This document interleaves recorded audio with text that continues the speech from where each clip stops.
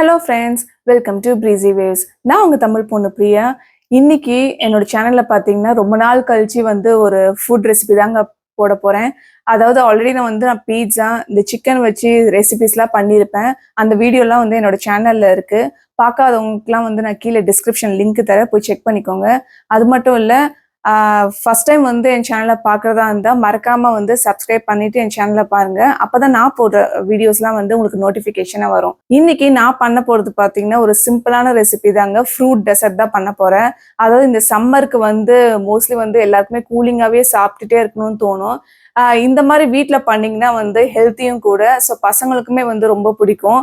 அது எப்படி பண்ணலான்னு இப்போ நான் உங்ககிட்ட காட்ட போகிறேன். இதோட இன்கிரீடியன்ஸ்லாம் பார்த்தீங்கன்னா மோஸ்ட்லி எல்லா சூப்பர் மார்க்கெட்லேயே கிடைக்குங்க. ரொம்ப ரேர் அந்த மாதிரிலாம் கிடையாது. எல்லா இடத்துலையும் ஈஸியாக கிடைக்கக்கூடிய இன்கிரீடியன்ஸ் தாங்க இதுக்கு.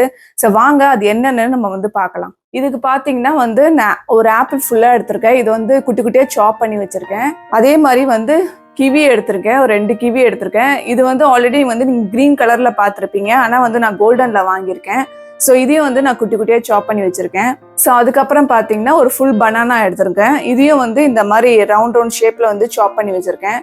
ஸோ இந்த பப்பாயா பார்த்தீங்கன்னா ஒரு 1/4 பப்பாயா எடுத்திருக்கேங்க. அதை நான் இந்த மாதிரி சாப் பண்ணி வச்சுருக்கேன். ஸோ நெக்ஸ்ட் பார்த்தீங்கன்னா ஒரு 3லேருந்து 4 ஸ்ட்ராபெரி எடுத்திருக்கேன். அதையும் மாதிரி இந்த மாதிரி குட்டி குட்டியாக கட் பண்ணி வச்சுக்கோங்க. இப்போ அடுத்தது பார்த்தீங்கன்னா லிக்விட் இன்க்ரீடியன்ஸ் பார்க்கலாம். இது பார்த்தீங்கன்னா ஹெவி விப்பிங் க்ரீம் எடுத்திருக்கேங்க. இது பார்த்தீங்கன்னா 1 கப். அண்ட் இது பார்த்தீங்கன்னா கோகோனட் மில்க், இதுவும் 1 கப். அடுத்தது பார்த்தீங்கன்னா ஸ்வீட்டுக்காக கண்டென்ஸ் மில்க் எடுத்திருக்கேன். இதுவும் பார்த்தீங்கன்னா 1 கப். அப்புறம் ஜெலட்டின் மிக்ஸ் பண்ணி வச்சிருக்கேங்க ஹாட் வாட்டரில். இது பார்த்தீங்கன்னா 2 டீஸ்பூன் ஜெலட்டினில் ஒரு 1/4 கப் ஹாட் வாட்டரில் மிக்ஸ் பண்ணி வச்சிருக்கேன். ஸோ நீங்கள் இந்த ஃப்ரூட்ஸ் தான் எடுக்கணும்லாம் கிடையாதுங்க. நீங்கள் உங்களுக்கு பிடிச்ச வேற ஏதாவது ஃப்ரூட்ஸ் கூட நீங்கள் ஆட் பண்ணிக்கலாம். அதாவது மேங்கோ, கிரேப்ஸ் அந்த மாதிரிலாம் இருந்தால் கூட நீங்கள் ஆட் பண்ணிக்கலாம். நீங்கள் ஆரஞ்சு அதெல்லாம் மட்டும் நீங்கள் தவிர்த்துருங்க, அதை நீங்கள் ஆட் பண்ண வேணாம். மற்றபடி வேறு ஏதாவது ஃப்ரூட்ஸ் லைக் பண்ணிங்கன்னா அதெல்லாம் நீங்கள் ஆட் பண்ணிக்கலாம். இப்போ வாங்க இது நம்ம எப்படி பண்ணுறதுன்னு உங்கள்கிட்ட நான் காட்டுறேன். இப்போ முதல்ல பார்த்தீங்கன்னா இதுக்கு நான் இந்த மாதிரி பேன் எடுத்திருக்கேங்க. ஸோ இந்த மாதிரி ரெக்டாங்கிள் ஷேப் பேன் எடுத்திருக்கேன். உங்களுக்கு எந்த ஷேப் வேணுமோ நீங்கள் எடுத்துக்கலாம். ஸோ இப்போ இதில் நம்ம எல்லா ஃப்ரூட்ஸுமே ஆட் பண்ணலாம். ஃபஸ்ட்டு வாங்க எல்லா ஃப்ரூட்ஸுமே இந்த பேனில் போட்டு நம்ம ஆட் பண்ணிக்கலாம். இப்போ நான் ஆப்பிள் ஃபர்ஸ்ட் போடுறேன். இதுக்கப்புறம் பார்த்தீங்கன்னா கிவி ஆட் பண்ணுறேன். அப்புறம் பனானா, அப்புறம் பார்த்தீங்கன்னா பப்பாயா, இதுக்கப்புறம் பார்த்தீங்கன்னா ஸ்ட்ராபெரி. இப்போ இதை ஆட் பண்ணிட்டு எல்லாத்தையும் இப்படி லைட்டாக மிக்ஸ் பண்ணி வச்சுக்கோங்க ஒரே இதுவாக. அப்போ தான் எல்லா இடத்துலையுமே எல்லா ஃப்ரூட்ஸுமே ஸ்ப்ரெட் ஆகும். ஸோ இந்த மாதிரி இப்படி ஸ்ப்ரெட் பண்ணி வச்சுருக்கலாம். இப்போ நெக்ஸ்ட்டு பார்த்தீங்கன்னா லிக்விட் ஐட்டம்ஸ்லாம் நம்ம ஆட் பண்ண போகிறோங்க. அது எப்படி ஆட் பண்ணுறதுன்னு நான் உங்கள்கிட்ட சொல்கிறேன். மிக்ஸி ஜார் இல்லை இந்த மாதிரி ஜூஸர் ஜார் எடுத்துக்கோங்க. அதில் நான் சொன்ன அந்த condense milk, coconut milk, gelatin, அப்புறம் விப்பிங் க்ரீம், இது எல்லாம் சேர்த்து ஒன்றா நம்ம மிக்ஸி ஜாரில் கிரைண்ட் பண்ணிக்கலாம். ஃபஸ்ட்டு நம்ம அதை பண்ணிக்கலாம். இப்போ நான் இந்த ஜூஸர் ஜாரில் பார்த்தீங்கன்னா இந்த ஹெவி விப்பிங் க்ரீம் போடுறேன். இது எல்லாத்தையுமே நம்ம ஒன்றா கிரைண்ட் பண்ணிக்கணும். கண்டென்ஸ் மில்க் நான் உங்கள்கிட்ட ஆல்ரெடி சொல்லியிருக்கேன். ஒரு ஸ்வீட்டுக்காக தான், இது ஸ்வீட்னஸ் நல்லாவே கொடுக்கும். ஸோ அதுக்காக தான்.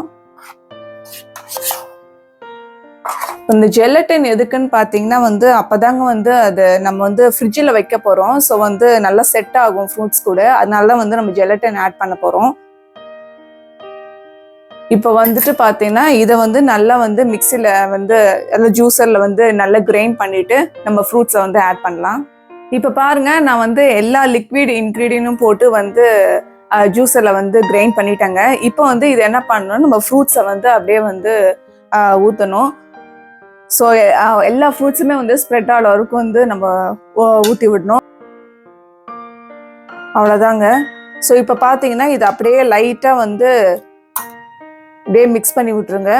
இதை நம்ம என்ன பண்ண போறோம் பார்த்தீங்கன்னா வந்துட்டு நம்ம வந்து ரெஃப்ரிஜரேட்டர்ல வைக்க போறோங்க. ஒரு மேக்ஸிமம் வந்து ஒரு 2 ஹவர்ஸ் வந்து ஃப்ரிட்ஜில் இருக்கணும். ஃப்ரீசர்ல வைக்கக்கூடாது. நீங்க நார்மல் ஃப்ரிட்ஜில் வந்து வைங்க. இது வந்து என்ன பண்ணுங்கன்னா வந்து ஒரு பிளாஸ்டிக் ரேப் மாதிரி வந்து போட்டுட்டு ஃப்ரிட்ஜில் வச்சிருங்க. அப்பதான் வந்து ஜெல்லி மாதிரி வந்து செட் ஆகி வரும். அது செட் ஆன பிறகு அது எப்படி இருக்குன்னு வந்து உங்ககிட்ட நான் காட்டுறேன். ஸோ இப்போ பார்த்தீங்கன்னா அடுத்தது இந்த பிளாஸ்டிக் ரேப் வந்து எடுத்து அதில் வந்து இப்படி கவர் பண்ணிடுங்க. இந்த மாதிரி கவர் பண்ணுங்க. அவ்வளோதாங்க. பாருங்க, இந்த மாதிரி கவர் பண்ணியாச்சு.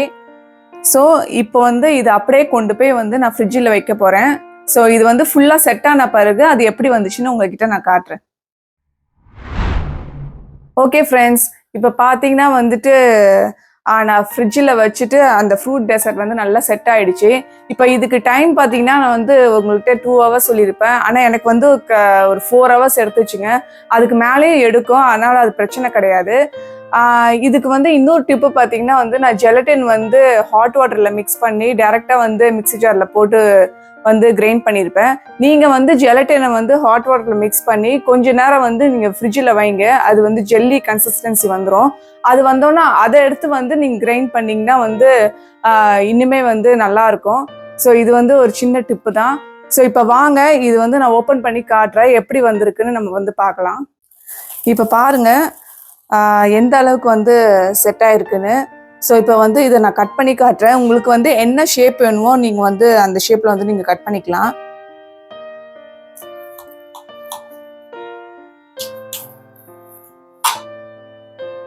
இந்த சம்மருக்கு வந்து இந்த கூலிங்காக சாப்பிடும் போது நல்லாயிருக்கும். ஸோ பசங்களுக்குமே வந்து ரொம்ப பிடிக்கும்.